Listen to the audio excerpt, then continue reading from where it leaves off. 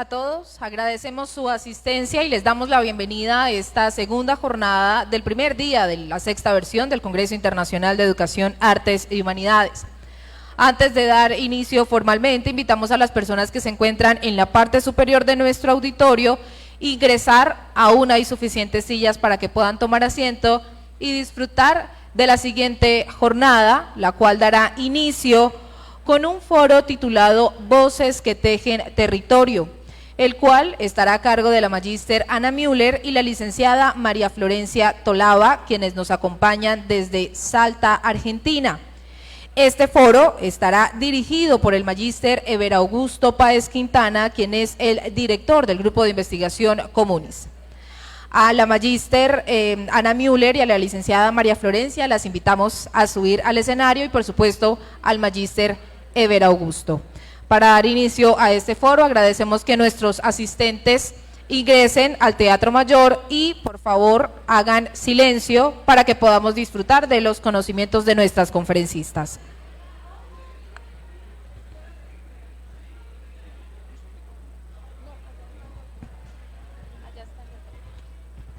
Ok.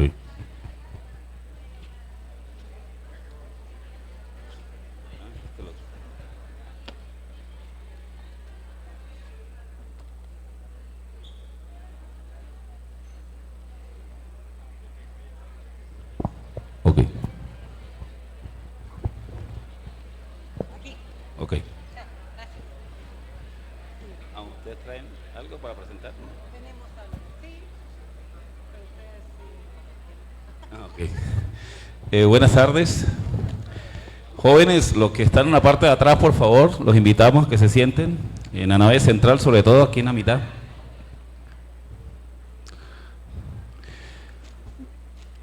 Bueno, buenas tardes. Vamos a iniciar este espacio de conversación con Ana y con Florencia sobre el tema de la radio comunitaria y los procesos de transformación que hacen en los territorios. Hablamos un poco de Colombia y por supuesto hablamos de lo que pasa en Argentina. Les propongo entonces a las dos invitadas 5 ejes temáticos con un tiempo aproximado de 10 minutos por cada uno de ellos. Los ejes son para que podamos hablar un poco sobre el tema, sobre los orígenes de la radio comunitaria en Argentina y en Colombia. El segundo es la radio comunitaria y territorio como proceso de desarrollo y democracia. El tercero es la radio comunitaria y la libertad de expresión. El cuarto es la radio comunitaria y la academia, la formación que hacemos frente al tema.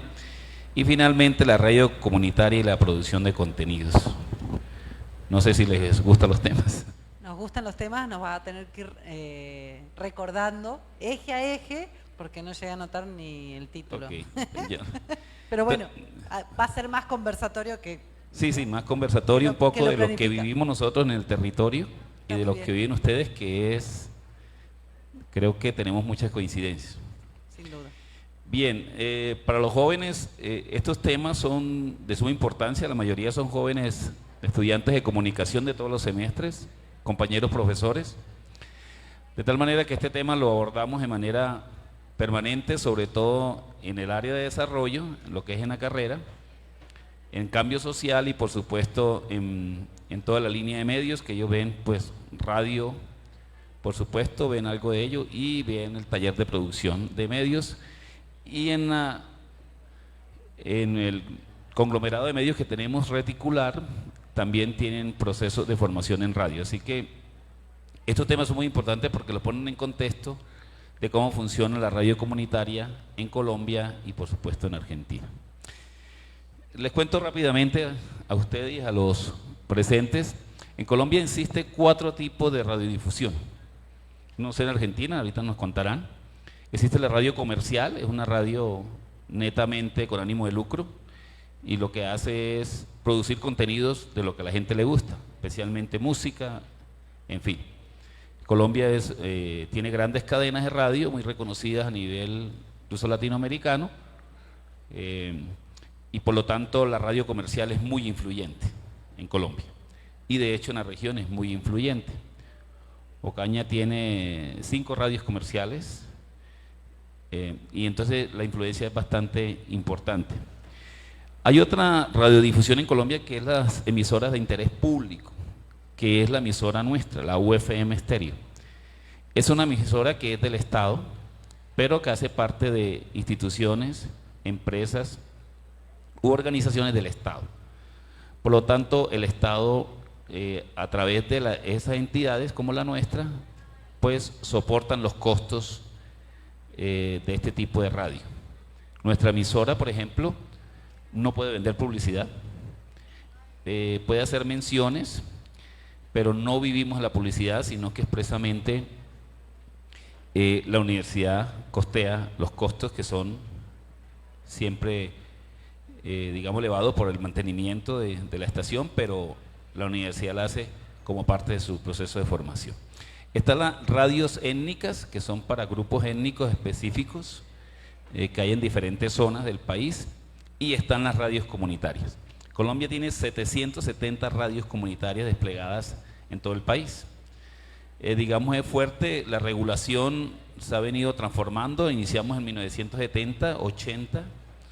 Hubo una radio en Colombia que fue muy importante, que fue Radio Sutatensa, una radio que fue en la capital de la República y que incluso hay gente que todavía vive y que estudió el bachillerato por radio, ¿cierto?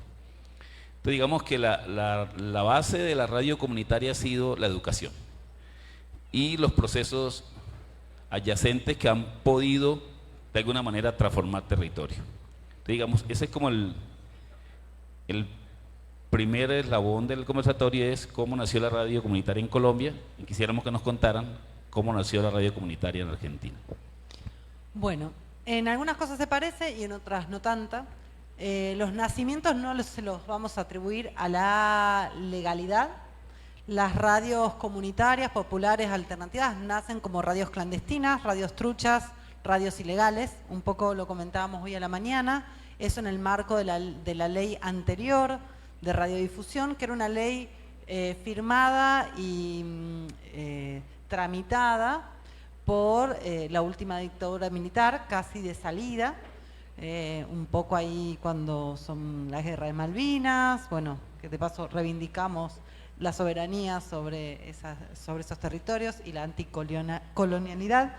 Entonces, las radios, sobre todo surgen, las radios FM, cuando aparece la FM con fuerza y se vuelve una tecnología más accesible que lo que tenía que ver con las radios de frecuencia ampliada, ¿no? Las AM. Entonces las primeras radios tienen que ver con una impronta muy grande y que son truchas, ilegales, ¿no? Clandestinas. En algunos casos son perseguidas, son secuestrados sus equipos, procesados sus directores, pero a su vez la demanda social e institucional y sectorial se venía planteando en una intervención que se hizo colectivamente durante varios años, que se llamaron los 21 puntos para una nueva ley de radiodifusión, una ley de la democracia, otra comunicación para otra democracia.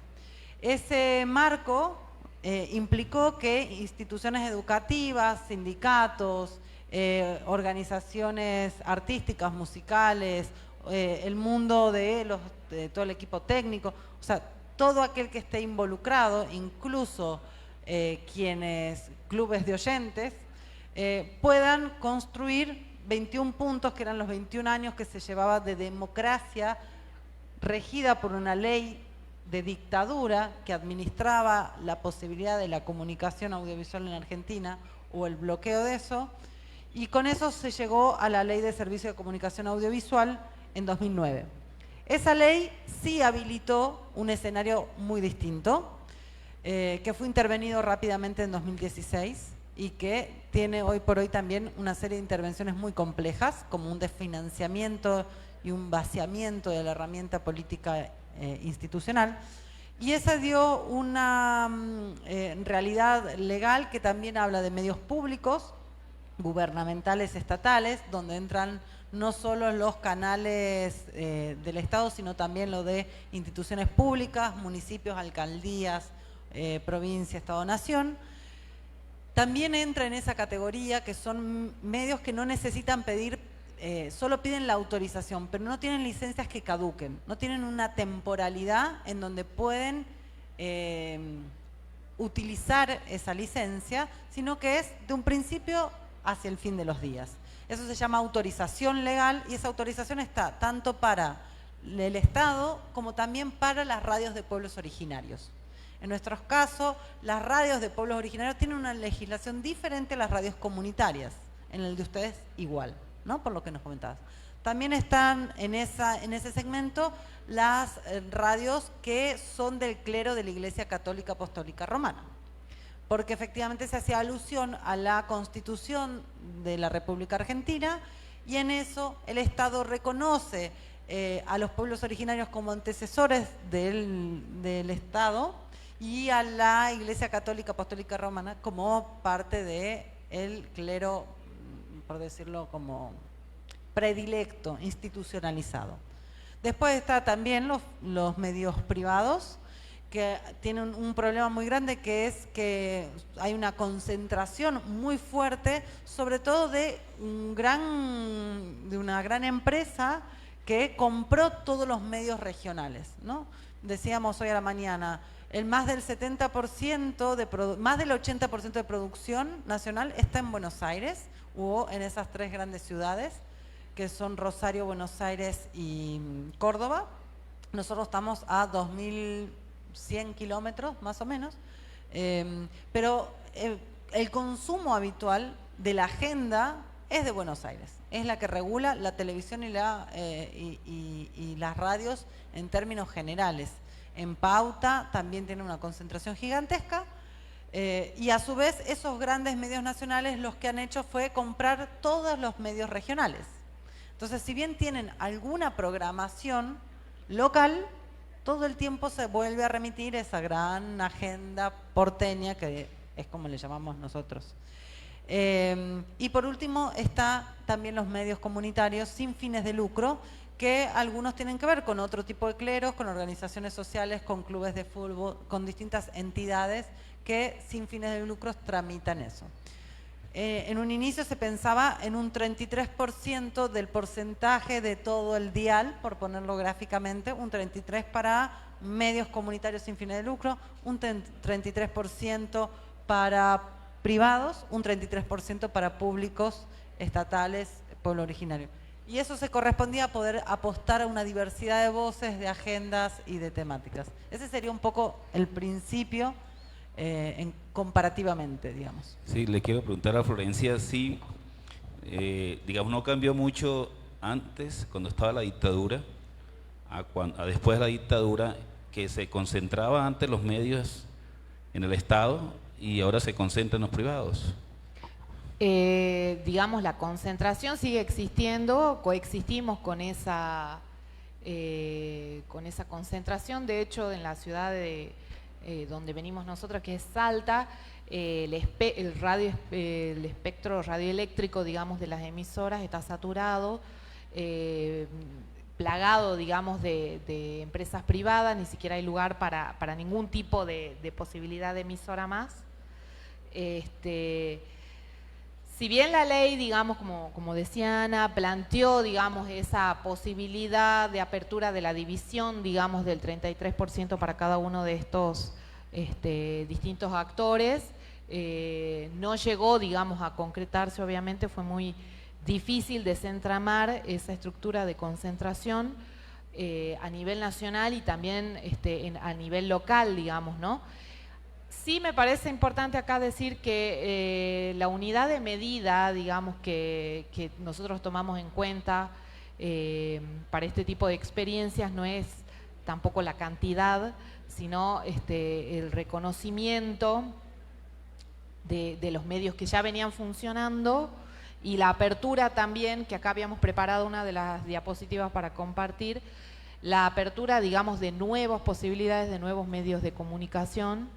Hemos tenido la oportunidad, digamos, como universidad, de acompañar el fortalecimiento de medios que ya existían desde la Mesa de Comunicación Popular de Salta y Jujuy y de acompañar procesos, digamos, de medios que iniciaron, ¿no? La mayor parte de ellos fueron de pueblos originarios, en nuestro territorio, tanto en Salta como en Jujuy. La ubicación de esos medios, digamos, están diseminados por, digamos, a lo largo y a lo ancho de la provincia. No hay, digamos, no hemos detectado hasta el momento ninguna emisora todavía en la parte más urbana de las ciudades, sino que han, digamos, tomado protagonismo las radios de pueblos originarios en el interior de la provincia. Con respecto a eso, digamos, al tema de la concentración. Seguimos conviviendo, digamos, y aún más. Ha sido una puerta de apertura, ha sido un punto de llegada a la Ley de Servicios de Comunicación Audiovisual. Se ha quedado corta también la implementación de esa ley. Y bueno, ya hace varios años, como decían, está frenada por distintos decretos que hacen que no podamos avanzar.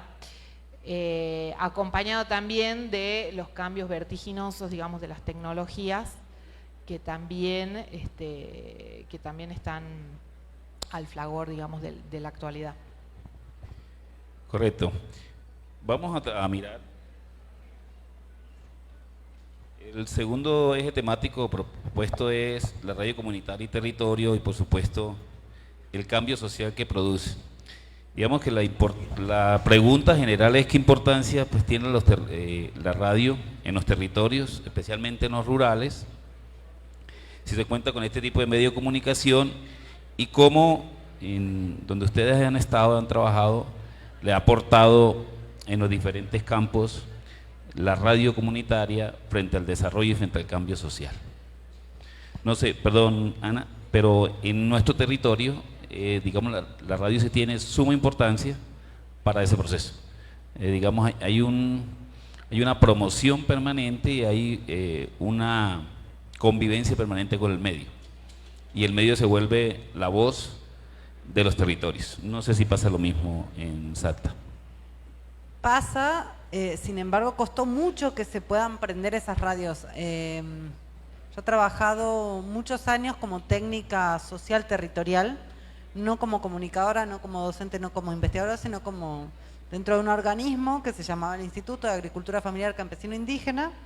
Se trabajaba acompañando, bueno, la vida cotidiana, la organización de proyectos, el relevamiento de necesidades, la posibilidad de hacer de eso concreto una acción que modifique, ¿no? Tanto para mejorar la producción ganadera, caprina, para hacer los quesos, como para la vida cotidiana, para mejorar la vida de la gente que vivía en el campo.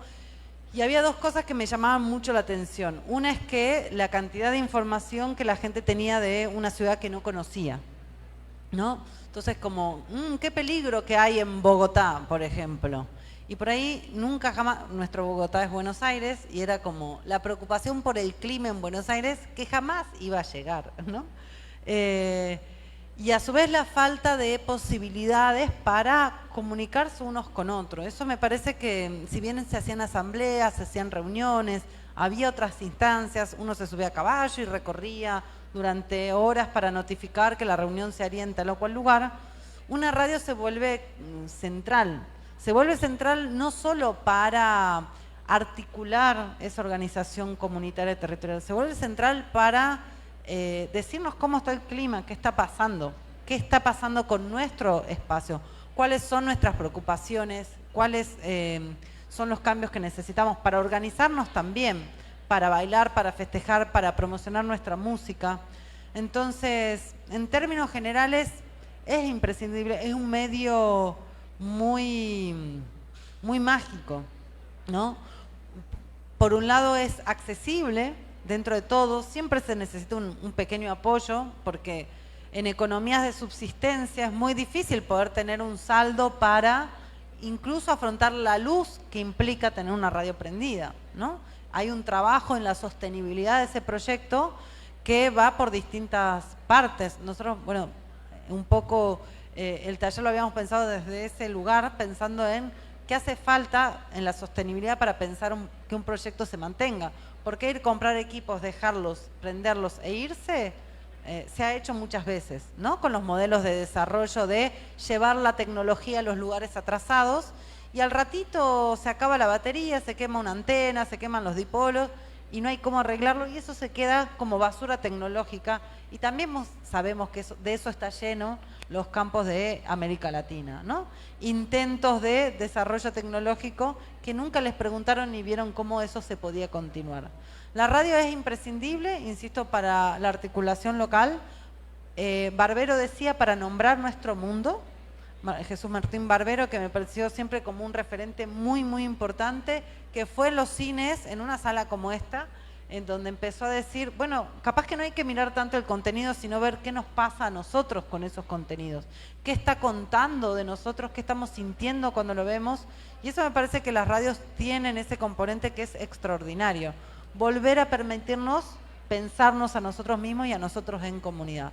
Es transformadora y es articuladora, o sea, no hay otra cosa que lo supere, ni siquiera los grupos de WhatsApp, ¿no? Que a veces es un montón de información. Y tiene la otra gran versatilidad que es la oralidad. Dentro de cuando nace Sutatense y los proyectos de educación popular y radiodifusión, si bien eran como muy importantes para que la gente aprenda a leer y escribir, y hoy no es nuestro mayor problema el analfabetismo, tenemos problemas como con índices mucho más graves porque hubo una universalización bastante cercana en América Latina a la lectoescritura de las comunidades. Sin embargo, no es lo mismo la apropiación de la escritura, como el periodismo gráfico y la tecnología para reproducir eso, como la posibilidad de solo enunciar verbalmente algo. Nuestras culturas, incluso la gran diversidad de culturas indígenas, tienen el relato de su historia, la narrativa de su historia es oral.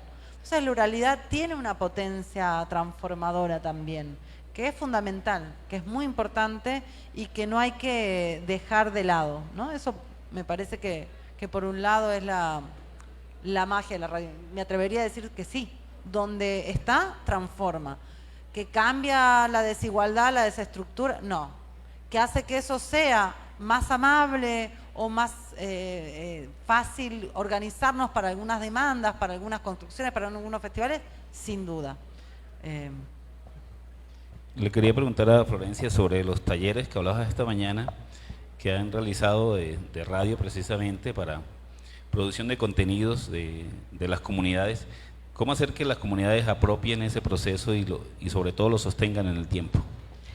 Sí, más que se apropien, como decíamos esta mañana también, son procesos que surgen de la demanda y la voluntad que está instalada en las mismas comunidades.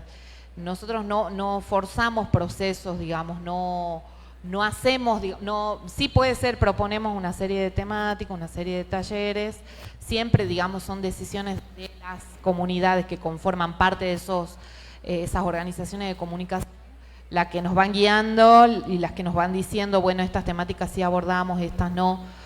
Y además, las distintas experiencias, digamos, están en distintas instancias también. Como decíamos hace un rato, algunas estaban, digamos, en proceso de surgimiento, en otras, digamos, experiencias tenían años y años ya de trayectoria, de surgimiento, incluso antes de la Ley de Servicio de Comunicación Audiovisual, como decía Ana, como radios educativas. Entonces, más que una apropiación, hubo una escucha a esas demandas que ya estaban, ¿no? Instaladísimas.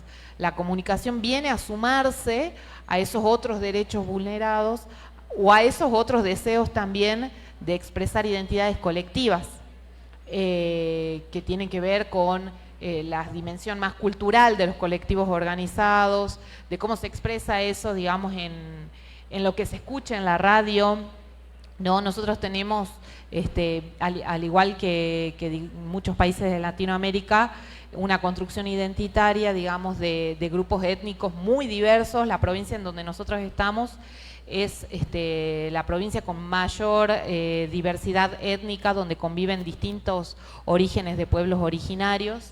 Y cada uno hace, digamos, radio hace de su cotidianeidad, de su estética, de los efectos de sonido, de la música, de los espacios de entretenimiento, una cuestión muy particular también de cada una.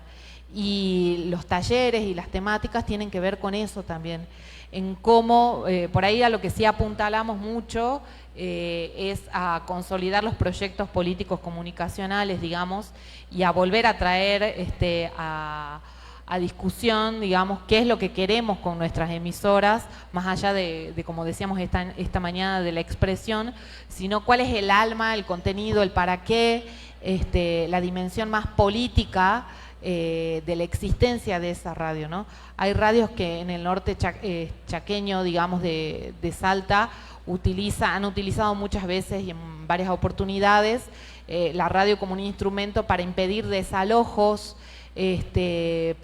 también se han dado clases, talleres, para una diversidad, digamos, de cuestiones. Nosotros nos venimos a sumar como espacio de mesa de comunicación popular o como universidad, digamos, como otro actor más que acompaña ese fortalecimiento, digamos, de los medios. No tenemos el cosita. No solamente, digamos, a proponer, sino desde la escucha activa, ¿no? Bueno, ahí teníamos unas preguntitas que nos hacíamos, digamos, que tienen que ver con esto que estábamos charlando, que es cómo sostener el territorio y las prácticas democráticas en diferentes contextos, ¿no? Ante los cambios políticos, sociales, económicos, crisis, agonías, a las que nos enfrentamos todos los días y con los distintos gobiernos de turno, ¿no? Y después también invitamos siempre a hacer como un parate para pensar, bueno, qué logramos, digamos, qué hemos tejido como otro actor más junto con las radios comunitarias, qué tejidos, digamos, se pueden establecer para el presente con otros actores, entendiendo que la comunicación es una dimensión más que acompaña esos colectivos organizados y que la comunicación no es el centro de la escena, sino que acompaña otras luchas. Correcto. Precisamente uno de las preguntas que nos hacemos es cómo los jóvenes aquí presentes pueden aportar a estos procesos, ¿no? Digamos, ustedes que están sentados allí dicen, bueno, ¿esto para qué me sirve? ¿Como profesional o cómo me sirve para llevar a mi comunidad o para hacer unos contenidos propios de una radio que vaya dirigida o que sea producida también por las personas en el territorio?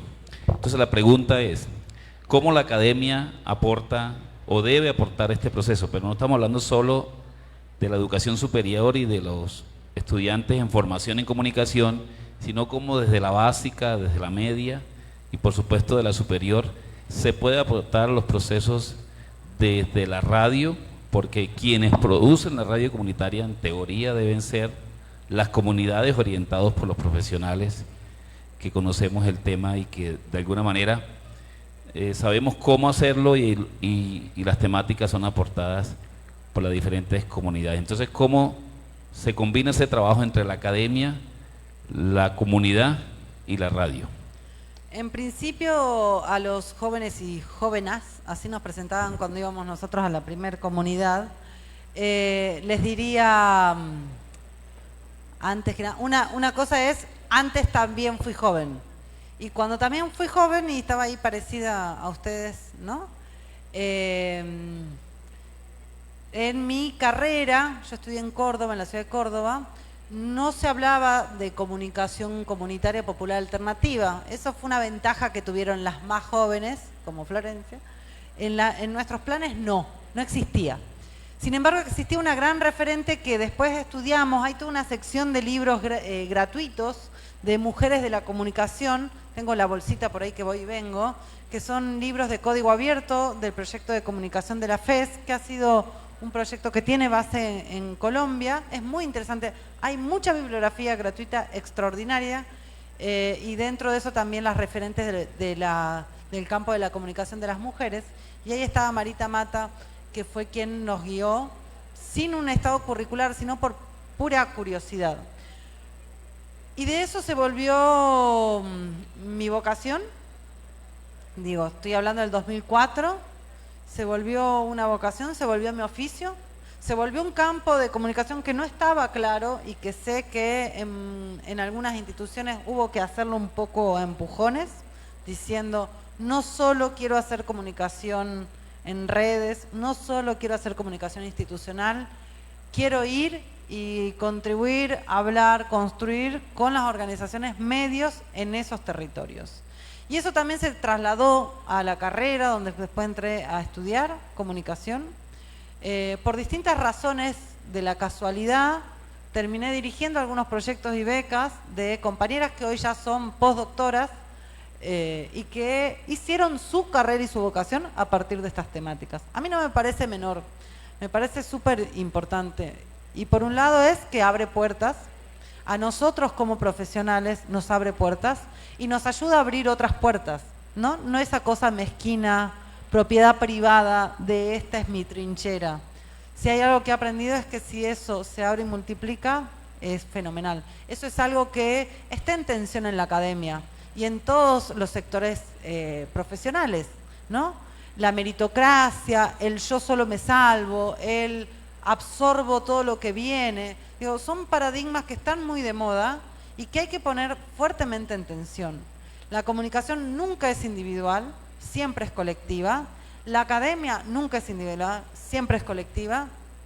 Y hay algo que yo aprendí escuchando al mundo del software libre, del cual tengo muchas disidencias, pero hay algo que me pareció súper valioso, que es que los problemas y las soluciones técnicas para los desarrolladores, para los proyectos, son de código abierto, son compartidos, se hacen de manera conjunta, se capitalizan de manera conjunta, no tienen propiedad privada. Es muy paradójico que de ese espíritu de donde surge Internet, ¿no? Rompiendo fronteras, abriendo posibilidades, terminemos en la mayor concentración y en los más 5 ricos del mundo mundial, manejando las telecomunicaciones de todos los continentes, ¿no? Es increíble cómo en tan poco tiempo algo que era democrático, participativo, abierto, pasa a ser netamente comercial y netamente privado y privatista. Digo, pareciera ser que siempre fue así. No, no siempre fue así. La academia tampoco fue siempre así. Y es imprescindible volver, digo, más allá de que para nuestro desarrollo personal necesitemos acreditar, publicar, demostrar lo grande que somos tipo influencer, pero intelectuales, volver a recordar que eso, si no es en equipo, si no es cooperativo, si no es colectivo, no se puede hacer. Y no va a prosperar, digamos. Puede tener un pico, pero todo pico después le toca bajada, es así. En términos generales, el proyecto que nosotros junto con la universidad y otros organismos públicos desarrollamos desde 2012, en el cual se fueron sumando estudiantes de la carrera, que después fueron egresadas, que después fueron compañeras, docentes, o pasaron a otras universidades a hacer otras carreras, se basó en unos pilares que tuvieron que ver con generar puntos de encuentro y articulación, de escucha y de formación. Nosotros no vamos a hacer la radio de nadie. Ninguna radio nos pertenece, es cada proceso, cada radio. Lo que sí hacemos es construir los lazos y los vínculos y fomentar durante más de 10 años un encuentro anual como este, pero con radios comunitarias y protagonistas de la comunicación comunitaria, popular, indígena, para la apropiación de herramientas, tips, secretos, confianza, para el paso de contactos para hacer agendas compartidas, para la problematización y complejización de las situaciones que se venían dando cuando una ley se interviene, cuando deja de haber fondos, las dificultades que implica sostener una radio, cuando los problemas internos de una organización se llevan por delante del proyecto colectivo. Ese fue un poco el propósito. Paralelamente, como academia, nos dedicamos a contarlo también, no como objetos de estudio, no nos interesa la mirada del objeto de estudio, nos interesa pensarnos como actores distintos con roles distintos que se complementan y que de diferentes maneras pelean y transforman, ¿no? Ese es básicamente. Nosotros teníamos un video, no sé si lo pasamos todo porque es muy largo, pero eran los 10 años de la Mesa de Comunicación Popular, que es este espacio que conformamos entre técnicos y organizaciones. Es muy... Si quieren, terminamos y después vemos el video. pasamos. Sí, yo le quería preguntar a Florencia, precisamente lo que viene hablando Ana, y es que decirle aquí a los muchachos que son de diferentes regiones del país, especialmente la nuestra, y que tienen estas realidades en su territorio. Estas mismas que estamos contando acá son las mismas realidades, son diversas, pero son las mismas. Pero también se encuentran con emisoras comunitarias en las cuales ellos pueden de alguna manera también acercar a la comunidad y hacer cosas. No solamente pueden trabajar en una emisora, digamos, abierta, pero también pueden hacer otro tipo de cosas, digamos un podcast, digamos una producción que sirva de alternativa para visibilizar las comunidades, ¿cierto? Entonces, digamos, sí podemos utilizar las nuevas comunicaciones, claro que sí, pero hay que saberlo hacer y antes de eso hay que conocer nuestras comunidades, sus necesidades y sus perspectivas frente a los diferentes temas en el cual nosotros podríamos proyectarla a través de una producción radial. Entonces hay que decirle a los muchachos sobre el tema de contenido, Florencia. ¿Qué podemos producir? Un joven que está en primero, segundo, tercero, cuarto, quinto semestre o que ya está próximo a graduarse y quiere aproximarse a este tipo de producción. Bueno, nosotros me parece que es en todas las universidades hay un saber, digamos, sobre todo que es el que digamos se impone, que es el saber hacer, ¿no? La parte más técnica quizás, que creo que muchas veces es lo que más engancha en los jóvenes, ¿no? Pero hay un riesgo ahí también, me parece que es pensar que con el solo hacer o con el saber técnico, tecnocrático, hoy en día las redes sociales, digamos, son la solución para este tipo de problemáticas. ¿Es necesario el saber hacer? Sí, es necesario, pero bueno, hay que llenarlo de contenido a ese saber hacer, ¿no es cierto? Y el para qué, digamos, de la comunicación, del que estuvimos hablando toda la mañana, ¿no? Del para qué de nuestras prácticas como trabajadores, como profesionales o futuros profesionales de las ciencias sociales. A veces no lo encontramos en la academia, a veces lo encontramos, digamos, en el territorio, ¿no? En esas demandas, en esa cotidianidad, en esas luchas, digamos, que están cotidianamente, digamos, en nuestros territorios. Entonces, Ana mencionaba a Marita Mata y ella dice, digamos, que la extensión o la comunicación popular, digamos, sobre todo la extensión, siempre ha sido la hermana menor en el campo de las universidades, que tienen las tres patas, que es docencia, investigación y extensión. De hecho, esa manifestación como hermana menor, poco valorada, ¿no?, que es la extensión, se traduce también en los presupuestos, porque muchas veces en las universidades hasta en los mismos presupuestos se ve reflejada esa poca apuesta que hay hacia la extensión universitaria. Y a veces recorremos estos espacios, llegamos a un punto que hasta que nos la creemos, ¿no?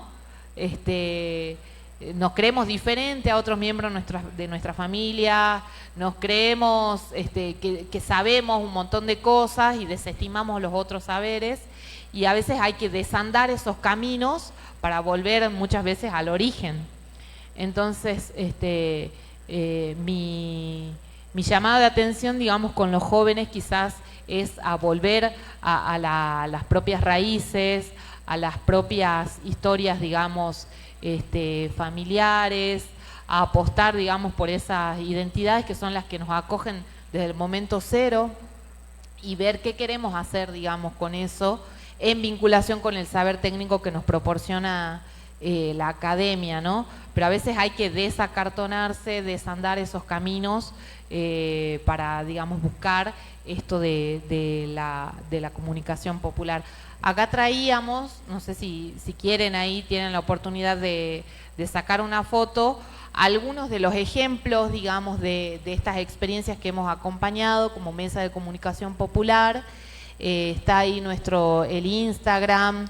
Hemos hecho a lo largo de estos 13, 12 años un montón de cosas, desde producción de contenido, desde contenido propio como comunicadores, contenido en articulación con las organizaciones, serie de podcast, después producción también audiovisual, Ahí está también el QR del canal de YouTube también para que puedan ver.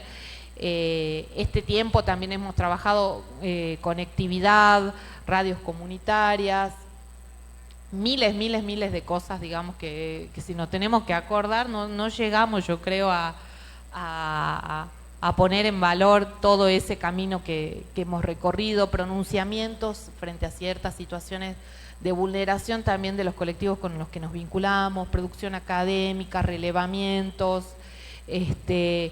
Últimamente también nos hemos comunicado, digamos, antes de venir, me comuniqué con algunas radios comunitarias como para ver cuál era el estado de situación actual, porque si bien, digamos, somos un colectivo que con nuestros altos y bajos tratamos de seguir estando juntos, digamos, bueno, la crisis de la situación económica, la crisis también subjetiva y de construcción colectiva nos atraviesa a nosotros como miembros también de la organización de la cual formamos parte. Entonces, el desfinanciamiento también que hemos sufrido de parte del Estado, de parte de, digamos, de nuestros compañeros que formaban parte de las instituciones del Estado, han hecho que muchas veces se nos dificulte más acompañar estos procesos. Y bueno, la realidad actual, digamos, de estos medios comunitarios es que han reducido sus horas de programación, han reducido la cantidad de contenidos, tienen que apagar los equipos para que consumir menos electricidad, que es carísimo, digamos, para afrontar los gastos de la organización. Estas organizaciones no solo son colectivos de comunicación, sino que están anclados con otras organizaciones mayores, que son las que absorben los gastos, y las estrategias de sostenibilidad económica que se han dado se vienen repitiendo de hace varios años, que son aportes voluntarios de sus miembros, generación de algunas bingos, lotas, sorteos, auspiciantes, digamos, de negocios locales que últimamente también se han dado de baja. Entonces es una realidad muy compleja, muy difícil de afrontar, que quizás como jóvenes podemos aportar y sumarnos, no solo en la generación de contenido, ¿no?, y en la parte más técnica, sino también en algo que es muy necesario para los proyectos comunitarios, que es apostar a la construcción y al entusiasmo, a la mística, al deseo, digamos, de esos colectivos para mantenerlos vivos, porque si no hay eso, los proyectos también se caen. Bueno, pues muchas gracias a Ana y a Florencia. Las invito desde ya para que hagamos esta red de trabajo entre sus programas, su colectivo, su universidad con nosotros. La facultad estamos abiertos, el programa de comunicación social y por supuesto el grupo de investigación del cual yo dirijo con mis compañeros acá presentes también, para que hagamos procesos de investigación y extensión en conjunto y eso pues nos sume a todos. Entonces les agradecemos mucho y pues vamos a ver el video de que bueno, ahora voy a tener que elegir video porque habíamos puesto dos. Nosotros somos muy exagerados, pero bueno, muchas gracias. Yo me retiro, muchas gracias. Bueno, hasta luego. Sí, la idea también sería interesante poder pensar como en intercambios entre estudiantes, que hay algunos programas y por ahí con algunos convenios entre facultades y universidades también da la posibilidad que algunos reciban, algunos aquí o vayan algunos allá.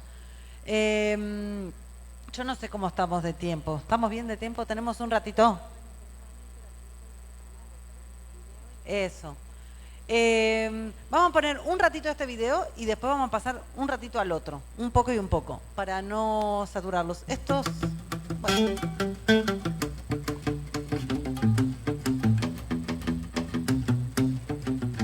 Creo en lo imposible, que la locura más cuerda es buscar cómo ser libre. Creo en lo imposible, que de nuestras espaldas brotarán las alas que nos harán volar invencible. Creo en lo imposible, que el símbolo silenciará el efecto de sus misiles. Creo en lo imposible, creo que es posible hacer de este mundo.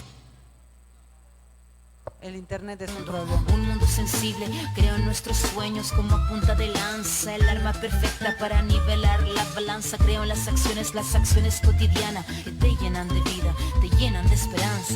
En lo pequeño radica la fuerza, con tu cariño yo caminaré, imaginando rutinas bellas para dar vuelta al mundo al revés. Empezar por nuestra casa primero, romper con todo nuestro miedo, ser consecuente de cuerpo y de mente para alzar el vuelo por senderos nuevos. Porque tu luz cotidiana enciende la sonrisa que sale por la mañana. Creo en ti, porque veo tu fuerza inexplicable, esa justa dignidad inconmensurable. Creo en ti, yo reafirmo que tu rabia proviene del dolor y tu lucha florece del amor. Porque en ti me veo yo. Creo en ti, con problemas y dilemas, con trabas, con vallas, con tropiezos y con penas. Creo en el cotidiano que hemos hecho a mano, tallado con el paso de lo que caminamos. Nadie muestra su careta, sonrisas y morilletas, solo esconden la verdad, desarticulando la micropolítica de la vida personal.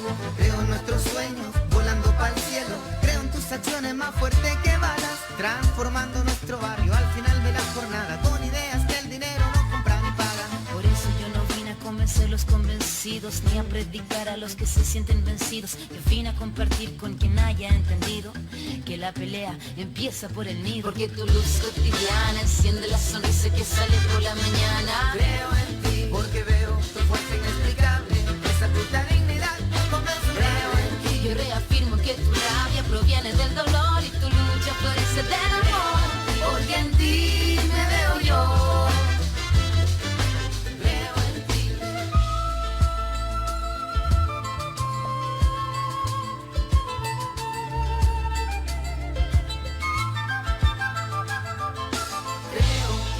Hace tiempo que elegí. Tu mirada junto a mí. Somos rebeldía. La rabia y la alegría. Y en nuestros sueños Volando para el cielo. Desplegando alas. libertades, esperanzas.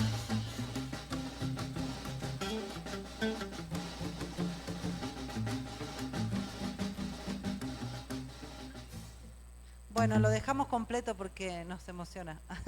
Así que un poco, ese es el recorrido, muchas caras, muchos lugares, muchas historias, algunos y algunas profesionales, un montón de comunicadores y comunicadoras populares.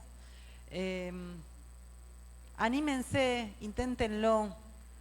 A veces, incluso veía en la foto, hay un montón de personas que habiendo estado habiéndose acercado desde la academia, pasó un rato y después se fue. Pero seguro que algo quedó, seguro que en algo nos transformó. A mí me parece muy hermosa la letra también de la canción que elegimos para contar y celebrar esos 10 años. Nosotros somos una organización, además de ser académicas, que es sin fines de lucro, que no tiene estructura jerárquica, que no tiene personería jurídica, por distintas razones. Que somos un grupo que antes trabajábamos como trabajadoras y trabajadoras de algunos organismos y que teníamos efectivamente el sueño de hacer un apoyo real y concreto en un momento que habíamos esperado muchos años, que era un marco legal que permita más voces, más emisoras, más democracia. Eso al principio parecía solo una demanda, y cuando la demanda de golpe y porrazo se vuelve y se materializa a algo que puede ser realidad, tiene una potencia muy movilizante. Desear y de golpe encontrar que está ahí, muy cerquita, pero que también depende de que hagamos algo, es una sensación de vitalidad mágica. En eso la canción nos repite 1000 veces que cree. Y en tiempos en los que vivimos, donde hoy lo decía el doctor Alejandro, la polaridad, la tensión, el rechazo, la violencia, el sálvese quien puede, el individualismo, la meritocracia, no sé, cuántas palabras hoy podrían hablar del tiempo que nos proponen, de cómo vivir en sociedad, cómo vivir individualmente y cómo vivir colectivamente, y da mucha angustia. Y volver a creer y volver a tener ilusiones y encontrarse en la alegría y en la emoción de otros y otras, en el relato, en ese micrófono que se abre, en esa entrevista que se hace, en ese espacio que se encuentra,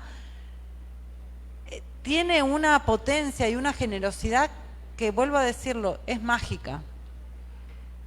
Hoy preguntaban si habíamos logrado resolver el tema de la pobreza. Nunca lo intentamos. Nosotros intentamos que la pobreza pueda enunciarse, deje de ser escondida detrás de muros, lejos de los barrios privados, y que recuperemos ahí qué hay para decir, qué hay para reclamar, qué hay para cambiar.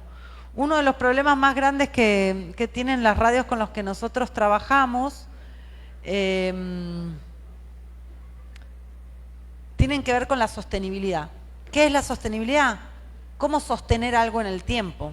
¿No?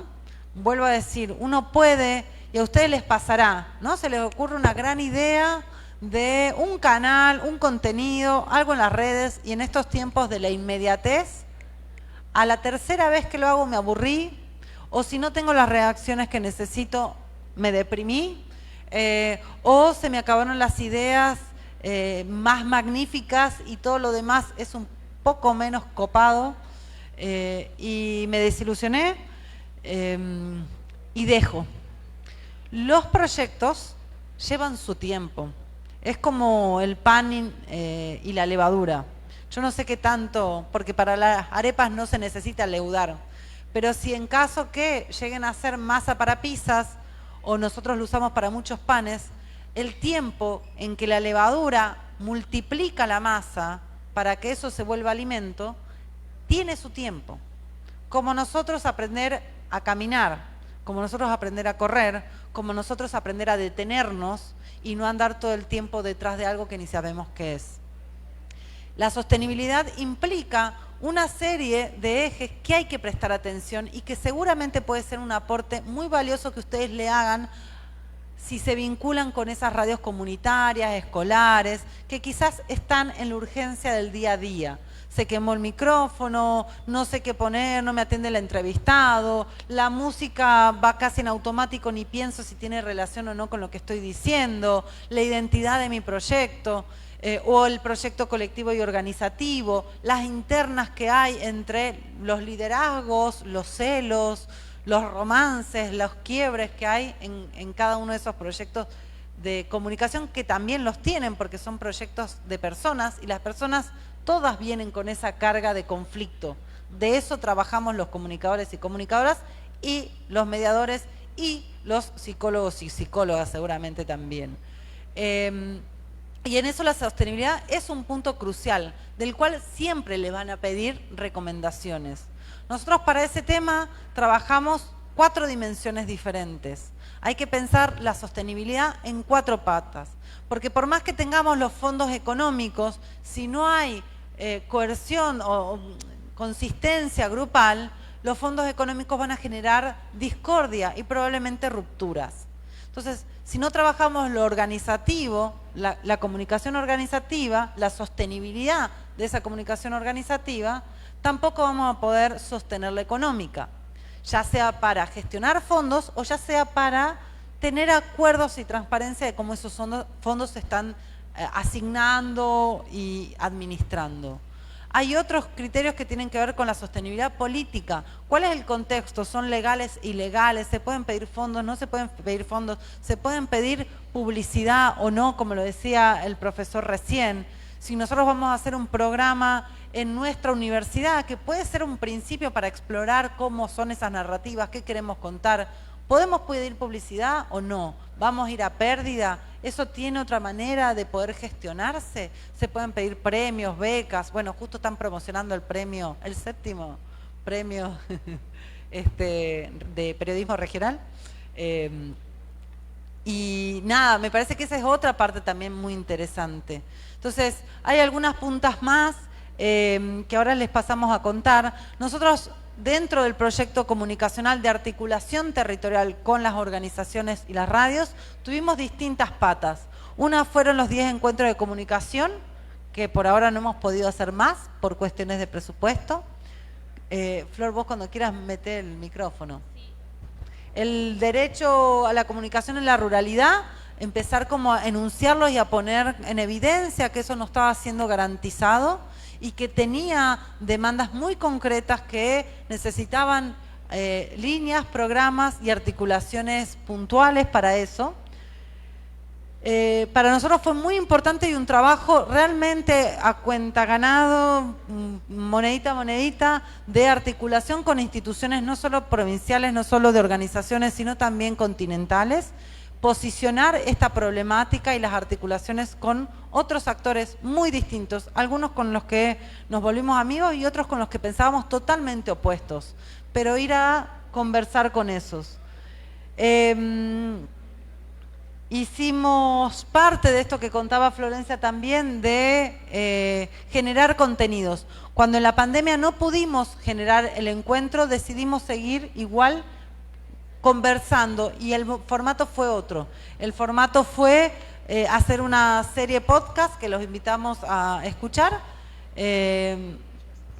ahora sí, y encontrar otras estrategias para poder sobrellevar ese aislamiento y no caer en el silenciamiento, ¿no? No volver a caer en el silencio. Por ahí volviendo a, digamos, esto de los encuentros que se veía en el video, que eran como, no eran eventos en sí mismos académicos, o sea, era un híbrido como intento de encuentro, porque sucedían la mayoría de los encuentros en el ámbito de la universidad, pero con discusiones o temáticas también que eran puestos en conversación también con las organizaciones sociales. Hubo un encuentro muy interesante que se hizo en Morillo, que es en el interior, digamos, de la provincia de Salta, que fue también ahí como un intercambio de confianzas ahí que hicimos, de pensar que no solo nosotros como grupo de estudiantes, docentes, que podíamos hacer un encuentro en nuestra universidad, que no solo nosotros teníamos la capacidad logística de organizar un encuentro como el que estamos viviendo ahora, sino que decidimos trasladarlo y hacerlo en el interior, en el territorio, digamos. Ese encuentro se hizo en una localidad que se encuentra como entre 7 y 8 horas, digamos, de Salta capital, y ahí fue la misma gente la que organizó bueno, el tema de la comida, un poco de la logística, coorganizado también en realidad, porque también nosotros ahí formamos equipo con ellos e hicimos otra parte también del trabajo, pero fue yo creo que fue uno de los encuentros más bonitos que tuvimos, donde de ahí sacamos la mayoría, yo creo que de las fotos del video. Y pensaba también, bueno, en las temáticas han sido muy diversas, digamos, de abordaje en esos encuentros. Ha habido encuentros más dedicados, digamos, a la temática de perspectiva de género, al proyecto político comunicacional, a conectividad. Después de la pandemia también, que tuvimos que suspender un tiempo también los encuentros, a cómo volver a revincularnos después de ese tiempo, digamos, sin vernos, de quietud, de mucho también individualismo, que de ahí se ha quedado esa forma también de vivir hasta el día de hoy. Y, ¿qué más iba a decir? Bueno, eso un poco fueron los encuentros anuales que tuvimos con estos colectivos, donde también era un poco disruptivo que esas personas, que esos colectivos se acercaran a la universidad y tomaran los talleres también ahí, ¿no? Pasaron las dos cosas. Nosotros fuimos al territorio y ellos también fueron al espacio de la universidad. Bueno, vamos a dejarlo acá, si les parece. Quisiéramos ver cómo hacer para interactuar con ustedes. ¿Preguntas? Sí, más que preguntas, bueno, ya estamos como medio que vas a empezar vos con el Word Workshop. Entonces, medio queda ensamblado. ¿Cómo les gustaría seguir?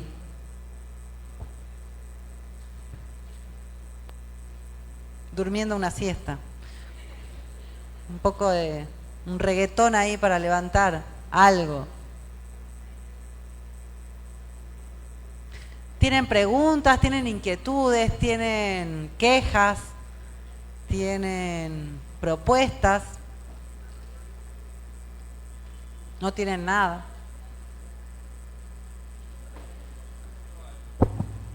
¿Querés pasar?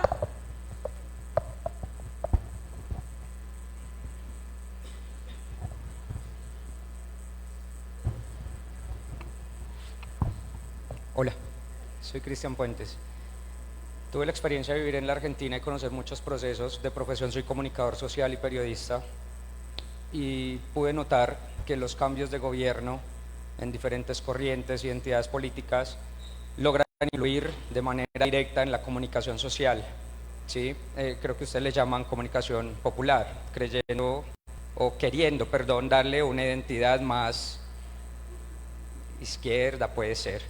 ¿De qué manera Cristina Fernández, Mauricio Macri, luego otra vez toda la ascendencia de los Kirchner, hoy día ultraderecha con Javier Milei, qué cambios han notado ustedes que han podido identificar en cómo afecta la corriente política o la situación país con estas identidades y radicalismos a la comunicación social, especialmente a estos procesos tan bonitos que se hacen en las comunidades, en los territorios?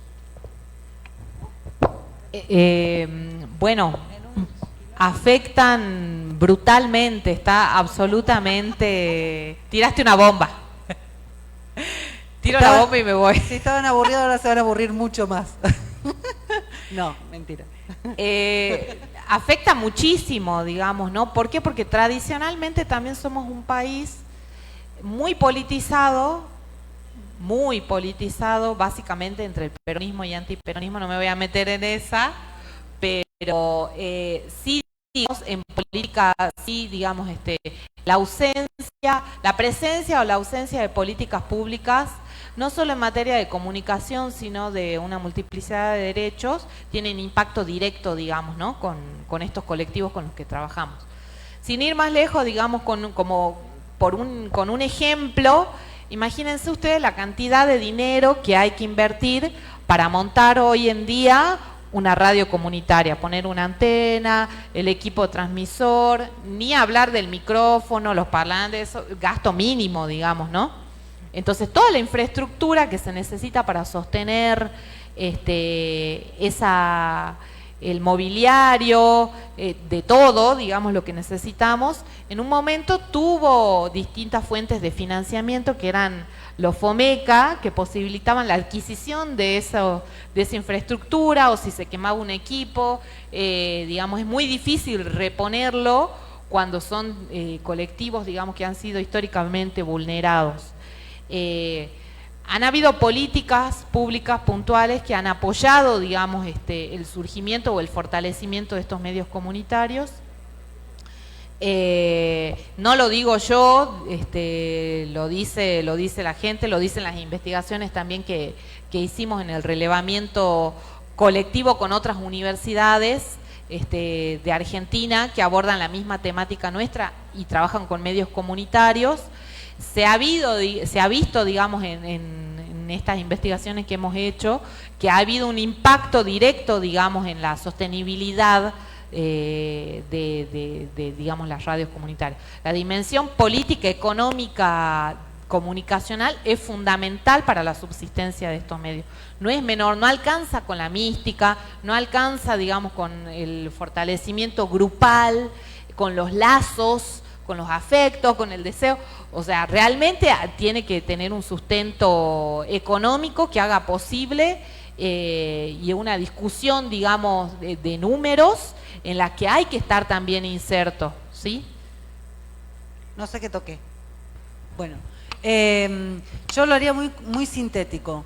hasta desde el 78, o desde el 80, un gobierno de facto que tiene desaparecidos, torturas, asesinatos, apropiación de niños, niñas, que al día de hoy todavía se desconoce su paradero, de más de 400, a una ley que tenía, que lo que hacía específicamente era tener un centro de intervención y censura, seguimiento y censura a partir de los medios de comunicación, donde se prohibía qué música escuchar, donde se prohibía sobre qué hablar. Esa fue la línea dictatorial real, ¿no?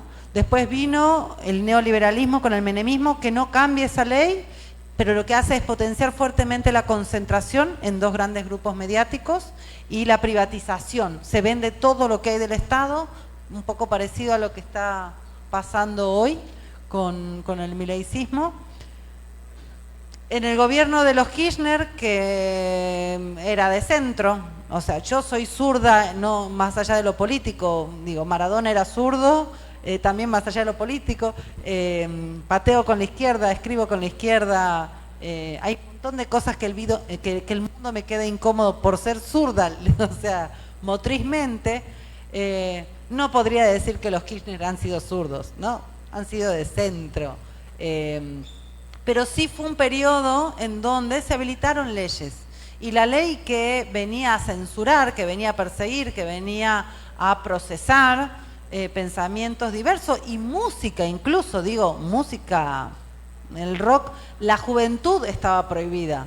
Mostrar publicidad con jóvenes, visualmente jóvenes, estaba prohibida, y eso era parte del texto de la ley que viene a revertir la ley, que no es de los Kirchner, es de un montón de movimientos sociales que sí Cristina toma en agenda, eso sin duda.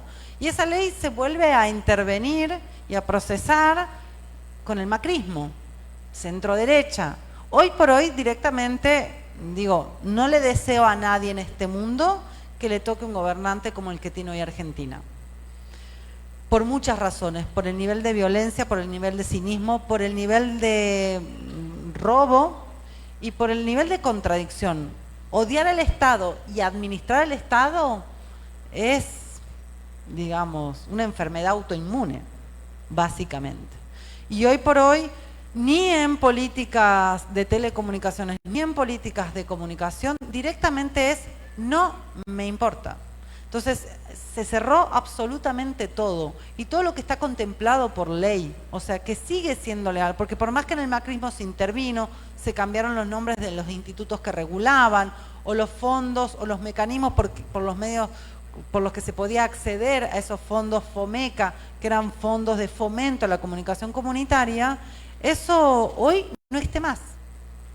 Si ustedes ven en ese mapa, lo ponía ahí justamente por eso. Nosotros de las radios que estudiamos en Salta, que es muy chiquito, es re chiquito, como Ocaña, me parece que en eso somos parecidos, además de que nos tratamos de voz, además y que hay montañas alrededor y hay agricultura, es que efectivamente la gran mayoría de las radios surgen después de que está la Ley de Servicio de Comunicación Audiovisual. Y eso es porque se puede acceder a políticas de apoyo. Antes no existían, antes no había una o dos que eventualmente sonaban y que siguen casi en las mismas condiciones que en todos esos años de transmisión. Entonces, hay hechos concretos que dicen qué es lo que cambia. No es solo discursivo políticamente. Y eso sí es importante. Ahora, a los gobiernos de derecha dictatoriales no les gusta la diversidad de ningún tipo. Y la mandan a callar. Y eso es lo que está pasando. No solo con las radios comunitarias. Está pasando con trabajadores y trabajadoras, está pasando con las universidades, está pasando con un montón de espacios. Y no es solo en las redes que te mandan con un bombardeo de trolls a meterte miedo, perseguirte y generarte paranoia. Pasa con la asignación de fondos, pasa con la legitimidad, pasa con la credibilidad. Es muy, muy duro. Entonces, si bien Argentina es muy política, históricamente, siempre ha tenido fuerte pasión por el fútbol y por la política. Sin embargo, ese es un problema que no sé, digamos, que va más allá que nuestro territorio. Es un problema de nuestro tiempo. En muchos países, el discurso de la polaridad, de la intolerancia, del silenciamiento de la otredad, es un problema serio. Hoy decía el doctor Alejandro, ¿estamos dispuestos a vivir juntos? Y yo preguntaría, ¿podemos no hacerlo? No, no podemos. La solución es, o lo volvemos a aprender, o el costo será demasiado alto. Y eso es un problema de nuestro tiempo, y es un problema de su tiempo.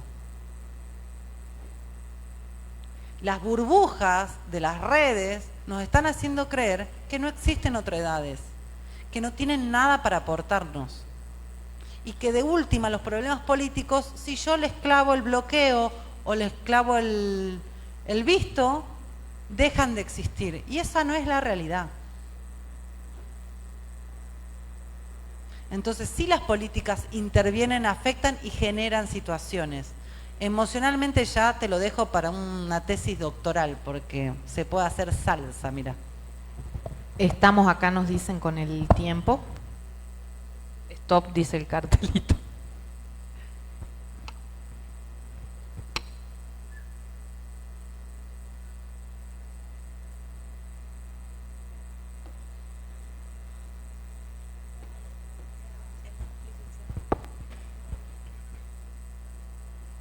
No sé si... Ahí está. Yo agradezco muchísimo el tiempo, el espacio. Pensábamos algo más interactivo, no se dio, no por falta de voluntad, nos encantaría que ocurra. Un poco esta disposición es así. Van a quedar con Florencia si hacen un recalculando plan B recargado. Desde ya, yo tengo que ir a dar otra clase, así que voy a escapar vilmente por allá. Y nada, agradecerles el tiempo, la escucha, la siesta simulada también, si se han dormido por ahí. El no roncar es muy importante en estos espacios, es una capacidad de aprendizaje muy valorada. Así que nada, les deseo muchos éxitos en lo que queda de la jornada, mañana también, y seguramente nos estaremos encontrando quizá mañana en la carrera, en algún otro momento, a ver si podemos hablar un poco más desestructurado y más cercano. Y nada, ver qué sale. Saludos y muchísimas gracias.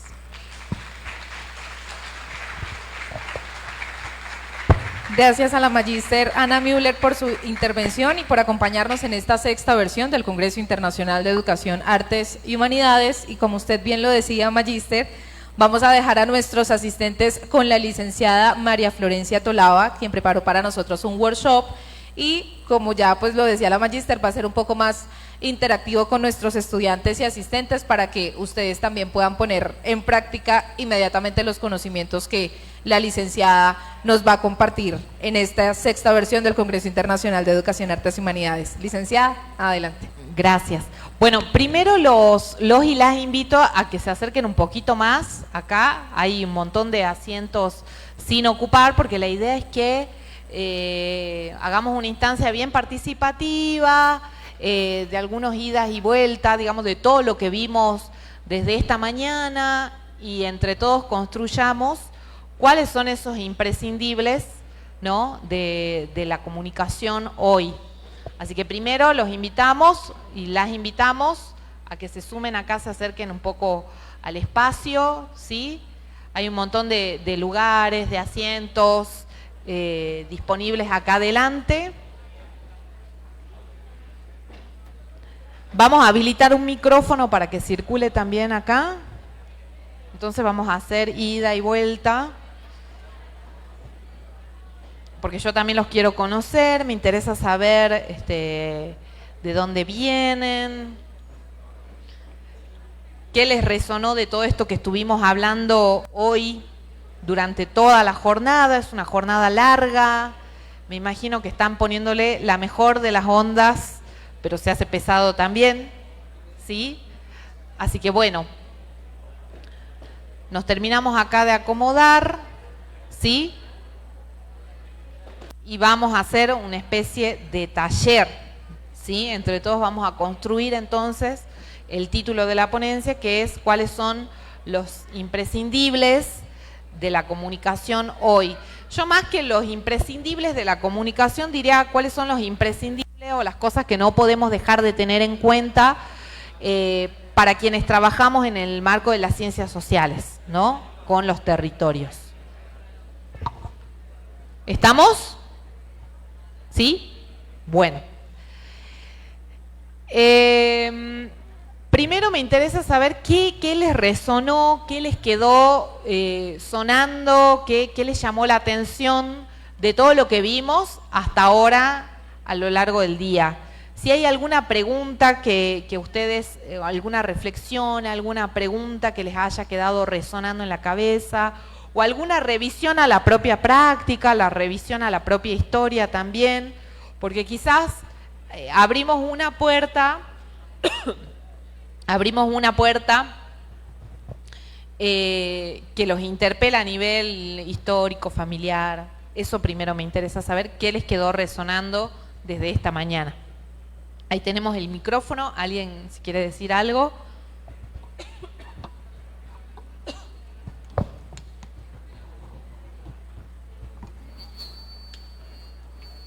¿Ahí alguien levanta la mano en el medio más o menos? Esto es puramente interactivo, si no no hay diapositivas, no hay nada más que nosotros. Sí, acá, por acá. ¿Qué pasa? ¿Están amenazados por sus profesores? A ver. Primero que nada, buenas tardes. Sí, yo en general le presté relativa atención porque suelo estar prestándole atención a todo a veces y no termino de alcanzar a prestarle atención a algunas cosas. Pero lo que más o menos me quedó resonando fue algunas cosas que acabaron de mencionar ahorita. Y fue básicamente las limitantes de la comunicación radial. Bien. Ahora, ¿De qué carrera sos? ¿Cuál es tu nombre?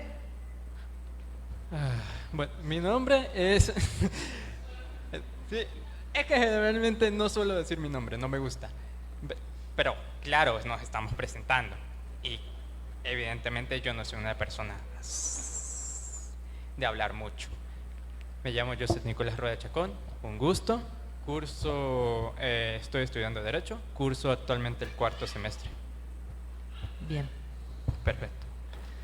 Bueno, y es que creo que las limitantes, aparte de las ya mencionadas respecto a la comunicación radial y la comunicación en general, no solo se debe a la falta de sustentación económica, sino a la falta de apoyo entre las mismas comunidades, el mismo Estado, y el mero hecho de que la misma humanidad no se apoya entre sí y no busca una comunicación real, ni busca expresar, ni busca una mejoría real. No, porque si se dan cuenta actualmente,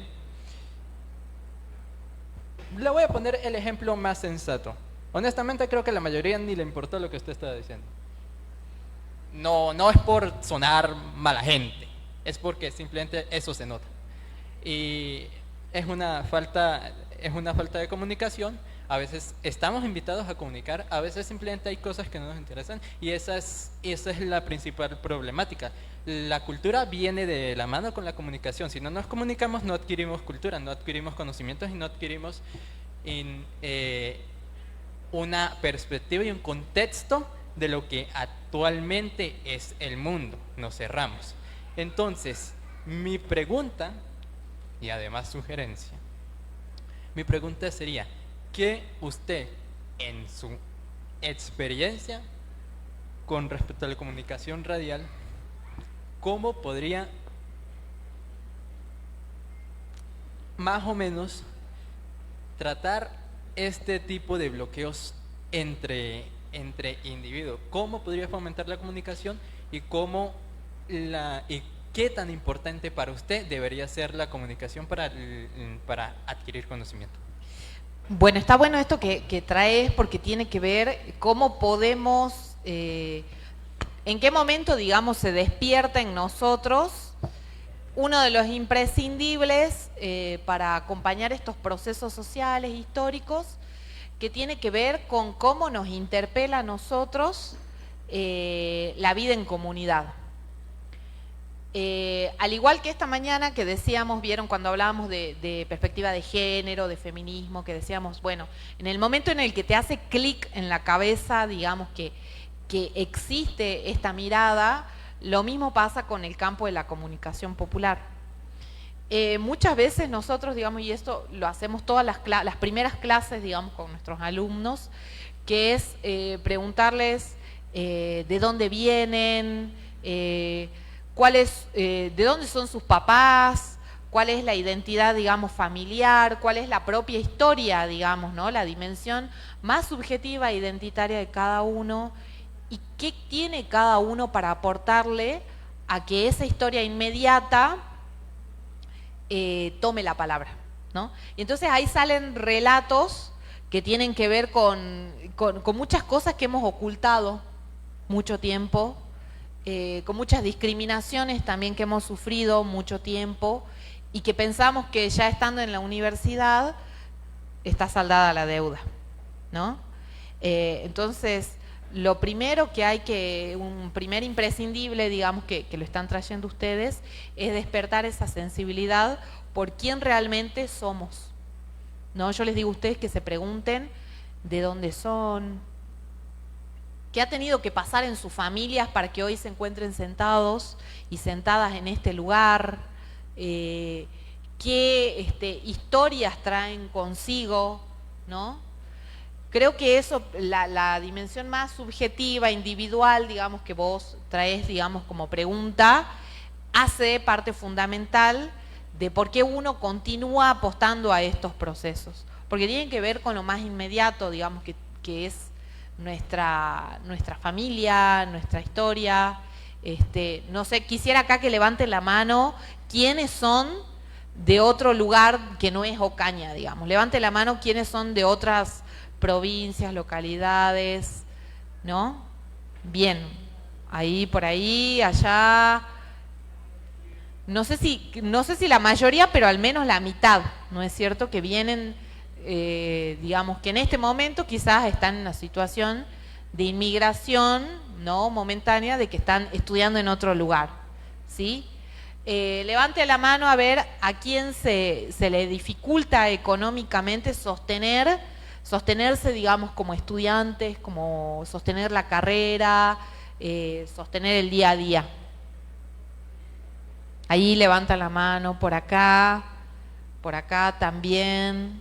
Bueno, son esas preguntas que nos tenemos que hacer, digamos, para reconocer cuál es nuestro origen también, ¿no? ¿Cuál es nuestra realidad? ¿Cuál es la realidad de nuestro entorno? Es uno de los imprescindibles, que tiene que ver con algo que se planteaba hoy también con el tema de la empatía o, digamos, de la sensibilidad que tenemos para con el otro y para con nosotros mismos también. Ese es uno de los imprescindibles. Después, yo les daría vuelta a la pregunta a ustedes y les diría, ¿qué tienen ustedes para ofrecer? ¿Sí? ¿Qué tienen ustedes para ofrecer a estos procesos, digamos, sociales con los que trabajan, digamos? ¿Qué piensan ustedes como estudiantes, como universitarios? ¿Qué tienen para ofrecer a estos procesos?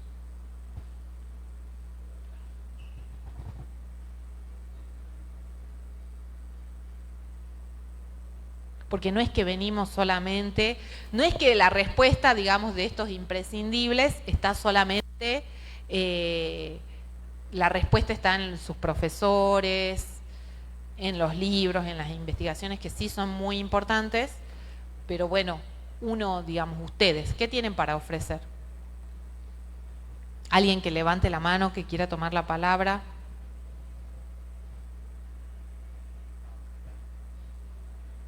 Por allá. A ver, esperemos ahí que llegue el micrófono, así. Buenas.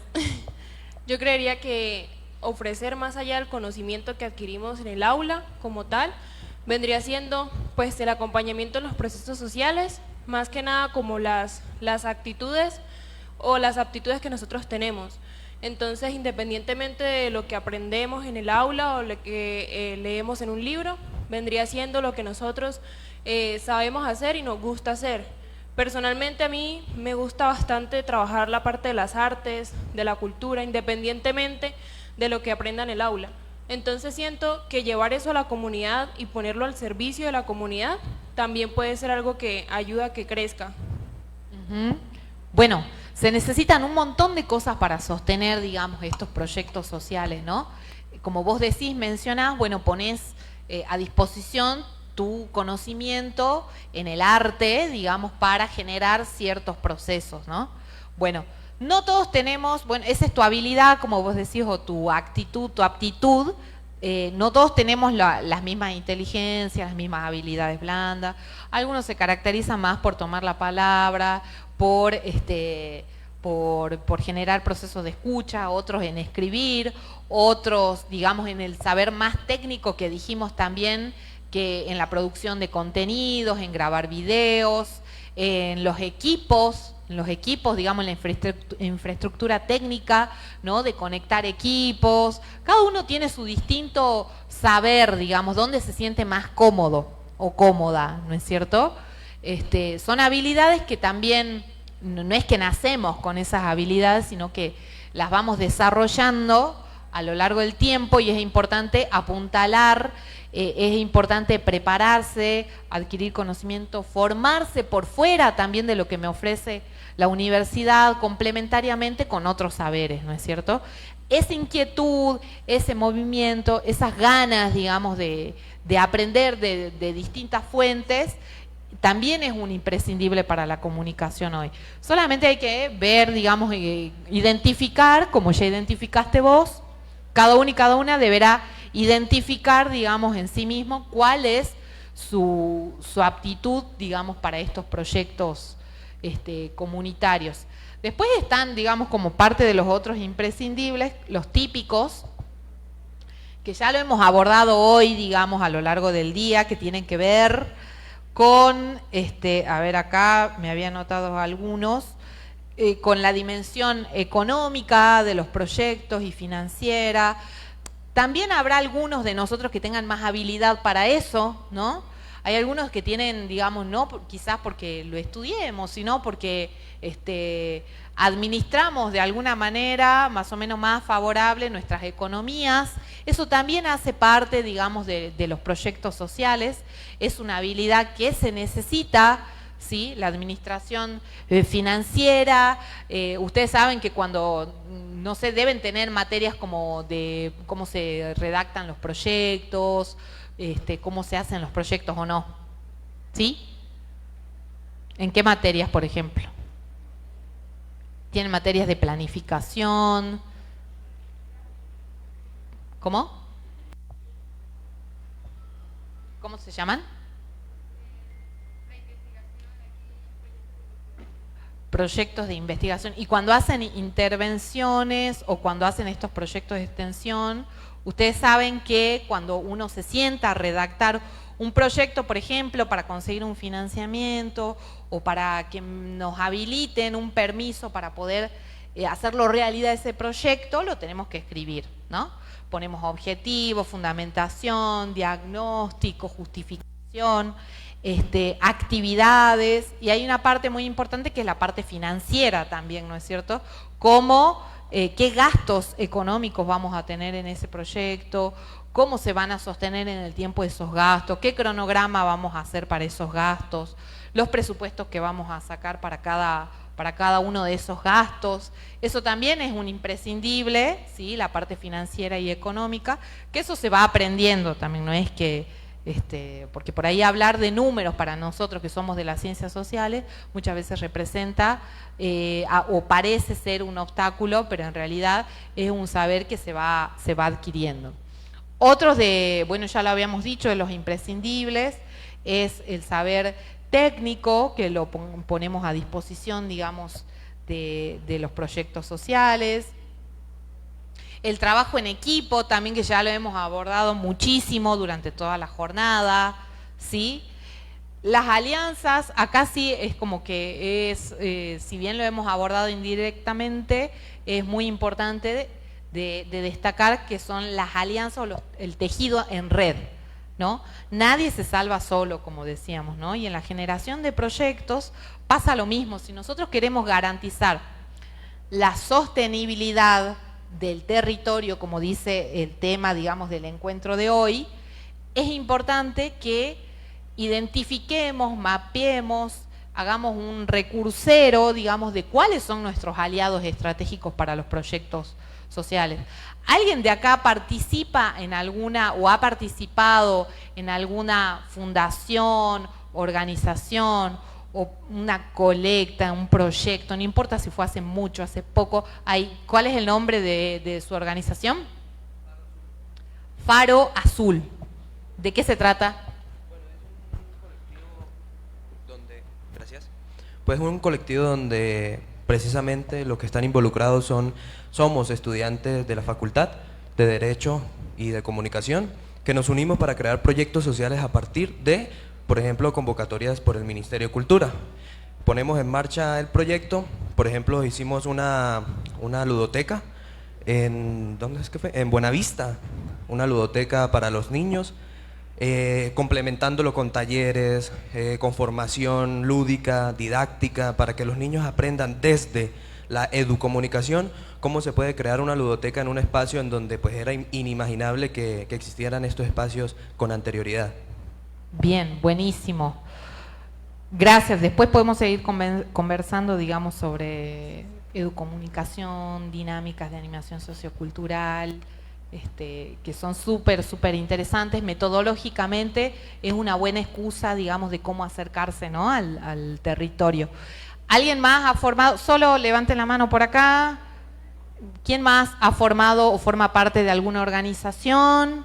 Experiencia de grupalidad, como activista, como centro de estudiantes, de cualquier grupalidad, digamos, donde uno se pone de acuerdo con otros, genera actividades, hay la identificación de algún derecho vulnerado, porque por eso existen también las organizaciones sociales, donde nace decía Eva Perón, volviendo a esto de la politización de nuestro país, donde nace un derecho, nace una organización. A ver, por allá creo que alguien tiene el micrófono y por acá también. Bueno, buenas tardes. Pues yo soy parte desde toda mi adolescencia lo fui y ahora sigo siendo parte de el Club Interact, que es del Club Rotario, creo que en Argentina también hay, y pues nuestro lema siempre es dar de sí sin pensar en sí, y pues nosotros siempre organizamos actividades en pro de la comunidad. Acá en Ocaña patrocinamos a varias escuelas de bajos recursos, les damos los útiles escolares a los niños.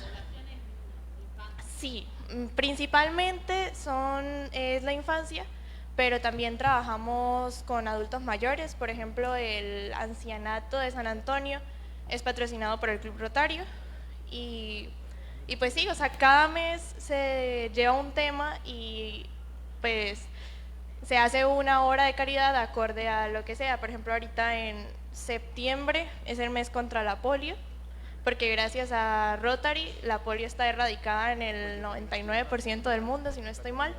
Entonces, pues sí, más que nada es eso. Gracias. A vos por compartir tu experiencia. ¿Por allá? Por acá. ¿A dónde? Yo. A ver. Acá. Sí.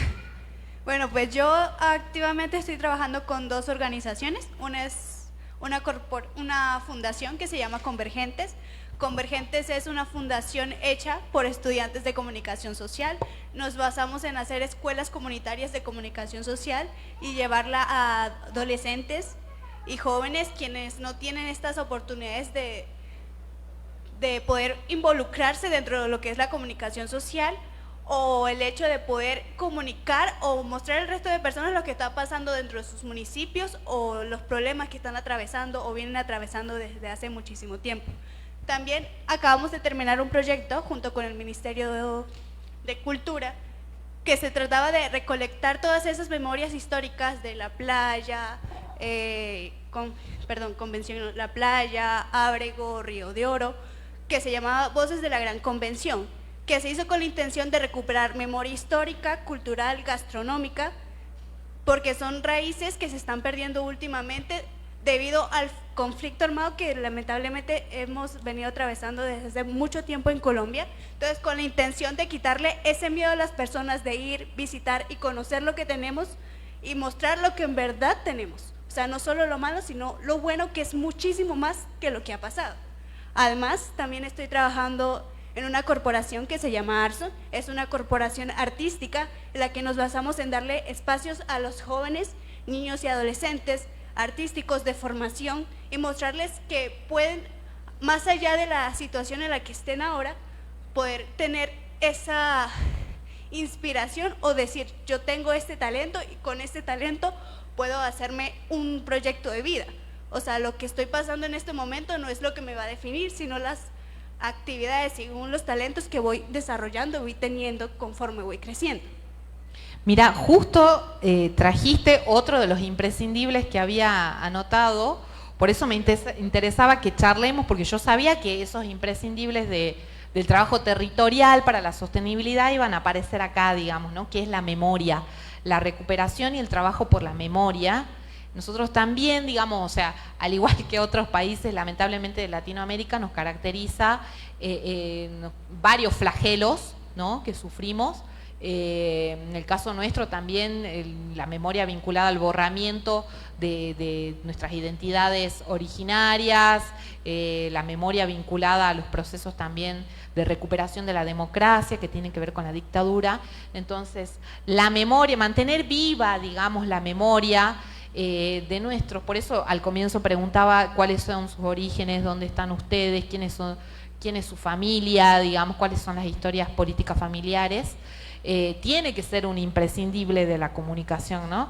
La reconstitución de la memoria a través de la facilitación de nosotros como comunicadores, ¿no? Porque como decíamos a la mañana, nosotros nos alejamos un poco de esta mirada paternalista que dice darles voz a lo que no tienen voz. Eso es algo que siempre le corregimos a nuestros alumnos en los parciales, porque es una frase hecha a la que recurrimos con mucha facilidad, pero tiene una trampa, que es que yo, si estoy diciendo que soy quien tiene la capacidad de otorgarle la palabra al otro, me estoy ubicando en un lugar jerárquico que estoy segura que no es el que queremos repetir, ¿no? En todo caso, somos potencializadores de ciertos procesos de participación, facilitadores de la toma de la palabra, pero sí tenemos que reconocer que esos actores, que esas organizaciones, que esos sujetos de derecho con los que trabajamos, son esos sujetos de derecho con posibilidad de enunciación pública de la palabra por sí mismos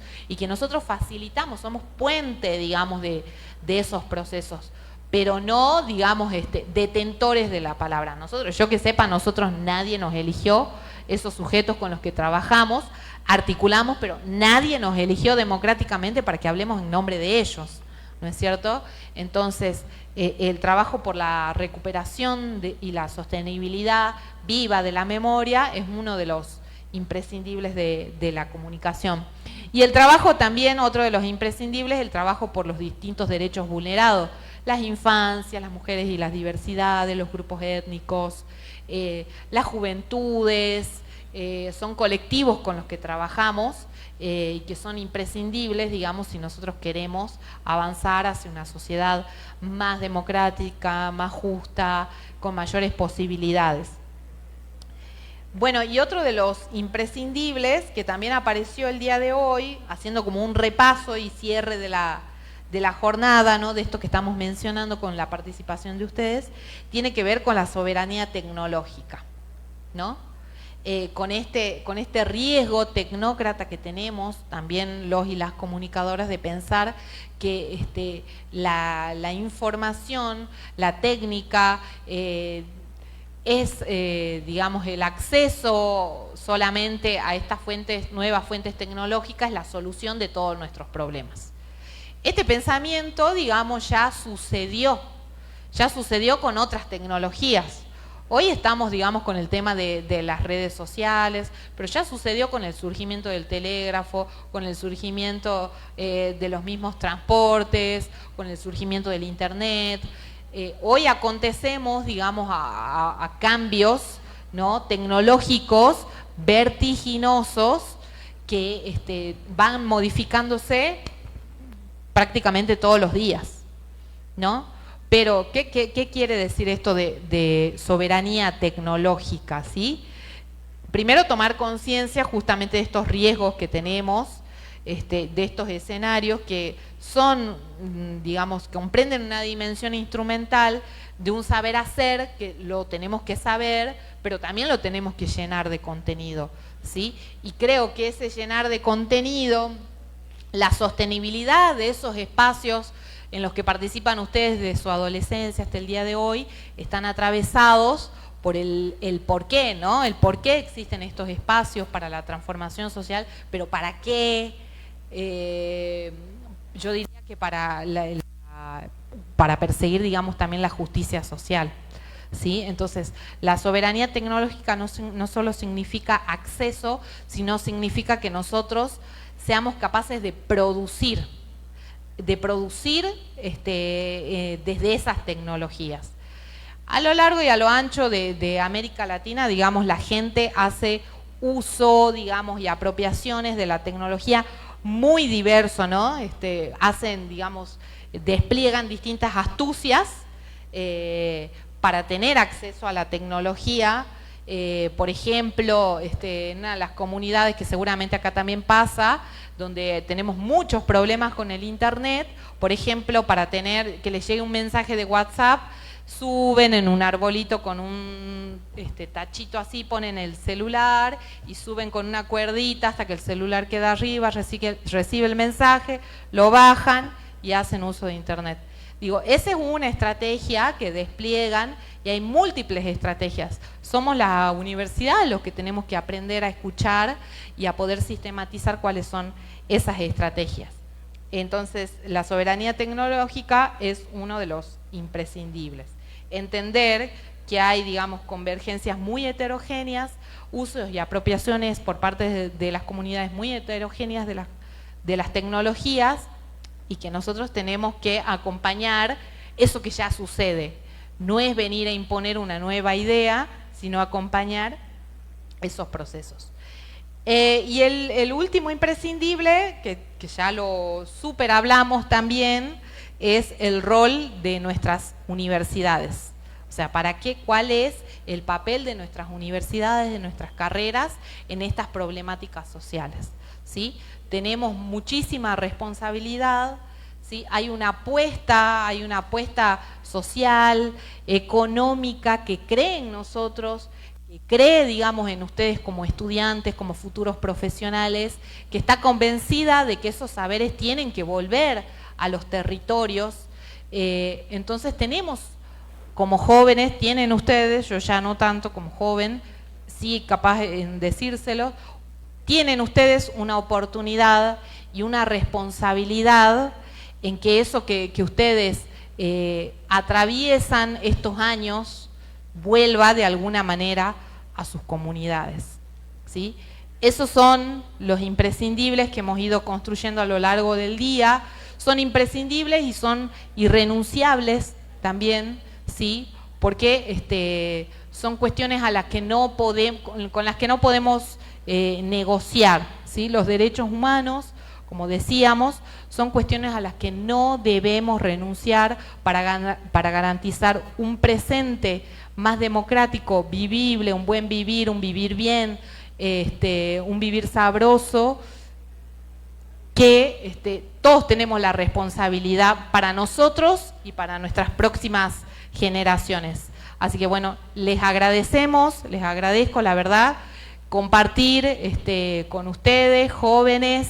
Ya les mandaré después, haremos una fotito grupal si quieren, las compartiremos allá con los alumnos también de nuestra carrera que tienen la misma edad de ustedes. Agradecerles también a la organización por habernos hecho parte, por poder bajar acá y estar y conversar con este workshop. Así que gracias.